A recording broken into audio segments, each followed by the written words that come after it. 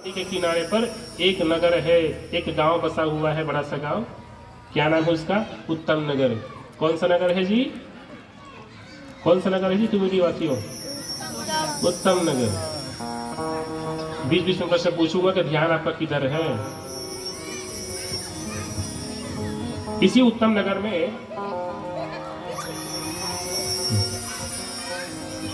इसी में जो उत्तम नगर में जो है सभी धर्म के लोग रहा करते हैं। इसी में एक ब्राह्मण देवता भी रहते हैं। नाम उनका क्या है? आत्मदेव।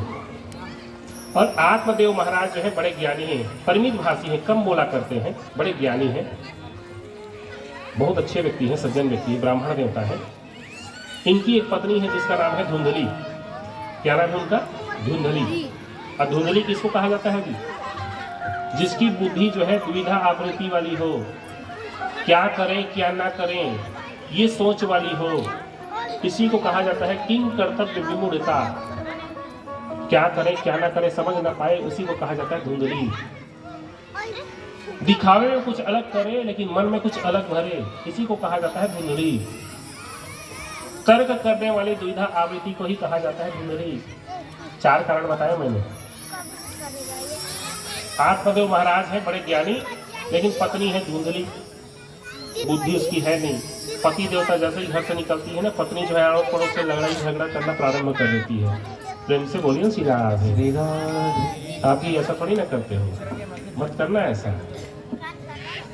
शाम को पति देवता आए थे तो अरे रे रे रे आइए आइए जी जी जी जी हाँ हाँ हाँ, बड़ी विलंब कर दी आपने आने में।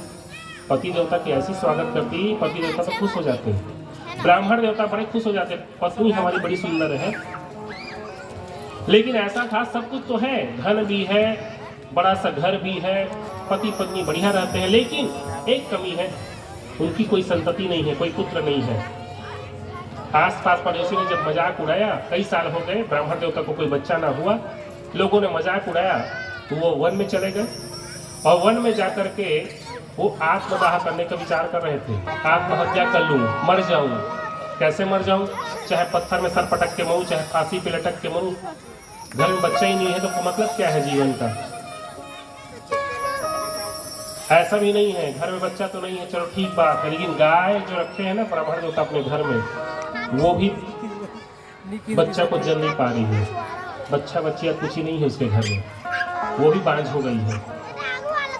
तुलसी का पौधा लगा के रखे हैं, वो भी ज्यादा दिन तक जीवित नहीं रहती, वो भी मर जाती।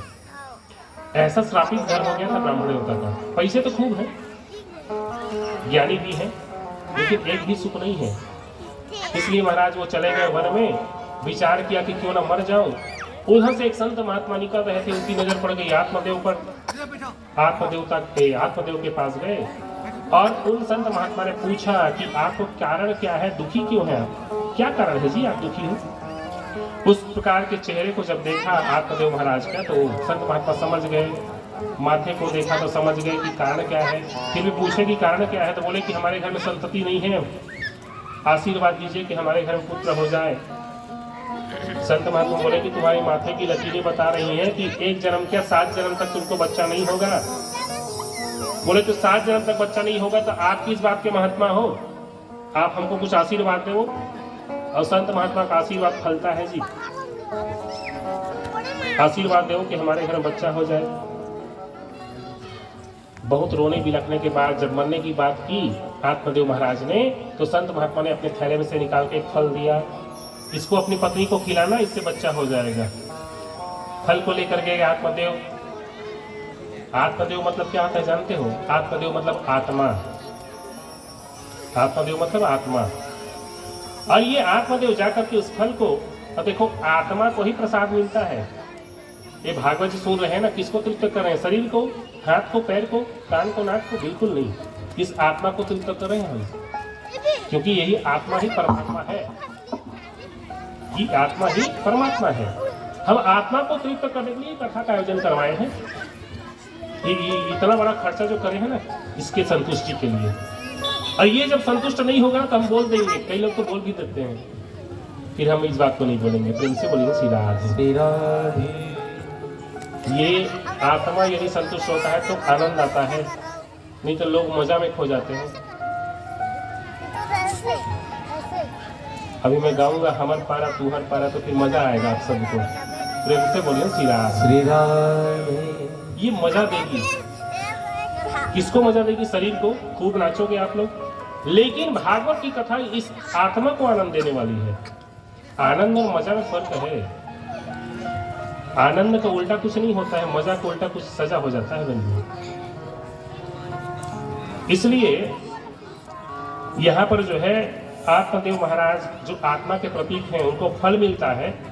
तो संत का फल मिलेगा, परमात्मा का प्रसाद मिलेगा, तो आत्मा को ही मिलता है। इसलिए आत्मदेव को फल मिला, और उस फल को ले जाकर के आत्मदेव ने गलती कर दी अपनी पत्नी को देकर, जिसका नाम ही धुंधली है। धुंधली को फल मिले तो महाराज उसने सोचा कि इस फल को खाने से बच्चा पेट में ठहर जाएगा, फिर बड़ा कष्ट होता है माता को। 1 महीने का होगा तो फिर पड़ोसी बोलेंगे कि देखो अभी खट्टा मत खाना, अभी ऐसे मत करना। 3 महीने का होगा तो फिर बोलेंगे ऐसे ऐसे मत चलना, बड़े भारी बर्तन को मत उठाना, ऐसे वैसे मत करना, गोबर मत फेंकना। 6 महीने का होगा तो झुकना मत, रुकना मत, ऐसे पैर को फैला के बैठना। दुनिया भर की बातें होंगी, दुनिया भर के हमको कष्ट झेलने पड़ेंगे। अब जो बच्चा पेट में रखती है माता ना, वही जानेगी दुख को। अब फिर अड़ोसी पड़ोसी यदि ऐसे मिल गए रोका टाकी वाले, तब तो और बड़ा इंतजाम। धुंधली ऐसी ऐसी सोचने लगी, बोले कि इस फल को हम नहीं खाएंगे। उसकी एक बहन थी जिसको बच्चा होने ही वाला था, 7 बच्चे तो पहले ही हो गए थे, 8वां होने ही वाला था। उन्होंने अपनी बहन को पटाया कि देखो ऐसा है कि मेरे पास तो धन बहुत है, ये धन को ले लेना, अपना बच्चा मुझे दे देना। अब मैं अपने पति देवता से कह दूंगी कि मेरा ही बच्चा है। पति देवता तो जानते नहीं है, सीधे साधे भोले भाले हैं, तो झूठ का सहारा लिया जी उन्होंने, दूध ले ले। अब फल को खिला दिया किसको? गैया को। समय बीतता गया, धुंधली कपड़े के पोटली को अपने पेट में बांध देती और कहती पति से, सुनो जी, और फल को खाने के बाद 1 महीने का हो गया लगता है मुझे। 2 महीने बाद थोड़ी पोटली को बढ़ा देती, बोलती 2 महीने का हो गया। ऐसे करते करते पंडित जी जान ना पाते। इसी को कहते हैं प्रिया चरित्र। तो इनसे बोलिए श्री राम। स्त्री के चरित्र को समझना मुश्किल है, पंडित जी जान ना पाए। समय आया भी, और जब उसके बहन को बच्चा हो गया ना, तो उस बच्चे को लेकर के पंडित जी तो गए थे 2-3 दिन की पूजा कराने के लिए पड़ोस के गांव में। अभी हम लोग आए हैं 1 हफ्ते के लिए आपके गांव में। अब 1 हफ्ते तक हमारे घर में क्या हो क्या जाने। प्रेम से बोलिए श्री राम। अब मैं ही थोड़ी आया हूँ, ये लोग भी आए हैं। तो पंडित जी गए थे 2-3 दिन के लिए। अब जैसे ही पंडित जी आए हैं तो बच्चे को लेकर के धुंधली क्या कहती है, देखो देखो देखो ऐसा है स्वामी, खुशी मनाइए, अरे ढोल बाजा बजवाइए, ऐसा है कि हमारे घर बच्चा हो गया है, लड़का हुआ है, लड़का हुआ है। अब मारे खुशी की उछलने लगी बच्चे को लेकर के। पंडित जी बोले कि अभी 7-8 महीने हुआ था, अभी बच्चा नहीं हुआ। हाँ होता होगा भाई।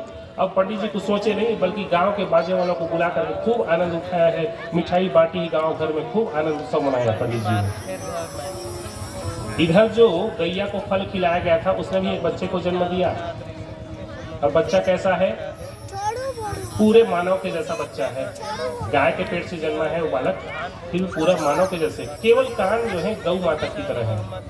इसलिए उसी के नाम पर उसका नाम पड़ा है, उस कान के आधार पर ही गौकर्ण है। क्या नाम हुआ उसका? क्योंकि कान जो है गैया के जैसे, इसलिए गौकर्ण नाम पड़ा। इधर इनका जो बच्चा हुआ, आत्मदेव ने कहा कि इसका नाम रखेंगे परमात्मा देव। पत्नी बोली कि ना ना ना, आपके नाम पर नामकरण नहीं होगा, तो मेरा नाम है धुंधली, तो मेरे बच्चे का नाम होगा धुंधकारी। माता के नाम पर पुत्र का नाम रखा गया। भेद तो यहीं पर हो गया, भेद यहीं पर हो गया। सोचने वाली बात है। लेकिन देखिए, ज्यादा गंभीर बातें करूंगा ना तो आप सब बोर हो जाएंगे, परेशान हो जाएंगे। भाव को समझा करिए कथा के। भाव प्रधान है, करुणा प्रधान है कथा का। नहीं तो मजा तो देने वाले संसारिक लोग हैं ही। भाव बांटने वाले, करुणा बांटने वाले केवल जो है कृष्ण भगवान ही हैं। तो ऐसा जब हुआ तो नाम उनका रखा गया क्या? धुंधकारी। और इसमें कहा गया है ये धुंधकारी जो हुआ है, ये बड़ा ही सबको परेशान करने वाला था, बड़ा आपत्तिजनक हुआ था।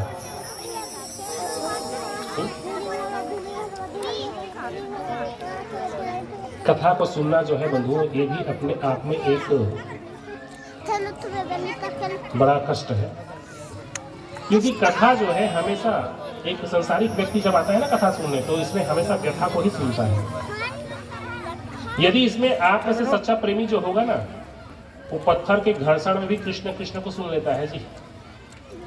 रस्सी जब उसमें से गुजरती है ना, उस चक्री से, उसमें चक्री के गुजरने से ही उस नाम में भी कृष्ण नाम को सुन लेते हैं।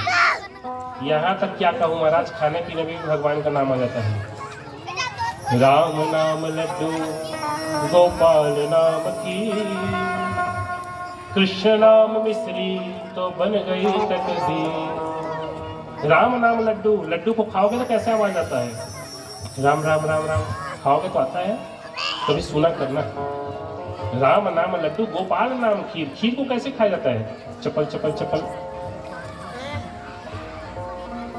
गोपाल गोपाल गोपाल, चपल चपल नहीं है, गोपाल गोपाल गोपाल गोपाल गोपाल गोपाल। कृष्ण नाम मिश्री, मिश्री को खाओगे तो कैसी आवाज आती है जी? कृष्ण कृष्ण कह रहे हैं जैसे आवाज। तो प्रेमी जो है हर चीज में भगवान के नाम को ही ध्यान करता है। एक सच्चा प्रेमी वही है जो भगवान के नाम को हर जगह हर रूप में दर्शन कर ले, सुन ले, जैसे बोलेंगे वैसे करें। अभी ये कथा जो सुन रहे हैं ना आप सब, हम वो हनुमान जी भी वहां बैठ करके कथा सुन रहे हैं, मुझे पूरा विश्वास है। एक बार ऐसा हुआ कि हनुमान जी कथा सुन ही रहे थे रामचरितमानस की। राम भगवान साक्षात प्रकट हो गए। हनुमान जी चलो। हनुमान जी देखे ये कौन बीच में खड़ा हो जा रहा है। राम जी बोले कि देखा तू किसकी खोज करने आया? बोले अरे हम तो राम के नाम के संकीर्तन करने आए, तुम कौन हो भाई? राम जी बोले कमाल करते हो, हम साक्षात प्रकट हो गए हैं, तुम तो हमको देख ही नहीं रहे हो। हनुमान जी बोले अरे हटो तो प्रभु, बहुत वो करते हो तुम। अब राम भगवान परेशान हो गए कि हमको हटो बोल रहे हैं हनुमान जी। हनुमान जी बोले कि अरे भगवान हटो तो, किनारे हो तो, पहले हमको कथा सुनने दो, बाद में हम आपको देखेंगे। बोले मैं राम हूँ। अरे राम हो या कोई भी काम हो, आप हटो बीच से। राम जी परेशान हो गए, बोले हनुमान भी हमको ना देख रहा है, फिर संसार के को लोग कौन देखेगा हमको? संसारवासी थोड़ी ना हमको देखेंगे, हनुमान ही ना देख रहे हैं हमको। हनुमान जी बोले अरे राम जी, अरे मेरे भगवान जी, हम आपको कुछ थोड़ी ना बोल रहे हैं, हम बोल रहे हैं कि जो आनंद आपके नाम की महिमा में है ना, वो आनंद तो आप में स्वयं नहीं है। राम में भी आनंद नहीं है जितनी रामचरितमानस की कथा में आनंद है। प्रेम से बोलिए श्री राधे। पहले आपकी महिमा को हमको सुनने दीजिए भगवान, उसके बाद आप आना, हम आपकी सेवा करेंगे। हम आपको कुछ थोड़ी ना बोल रहे हैं, हम बोल रहे हैं कि पहले महिमा सुनने दो। तो महिमा में जो आनंद है, जो कथा में आनंद है ना, वो उसके भगवान के श्री विग्रह में भी आनंद नहीं है। जो आनंद सिंधु सुख राशि, सी करते त्रैलोक्य उपासी। परमात्मा के नाम में आनंद है ऐसा कहते हैं, लेकिन कथा की महिमा जो आनंद है ना, वो राम के नाम में भी आनंद नहीं है। तो कथामृतं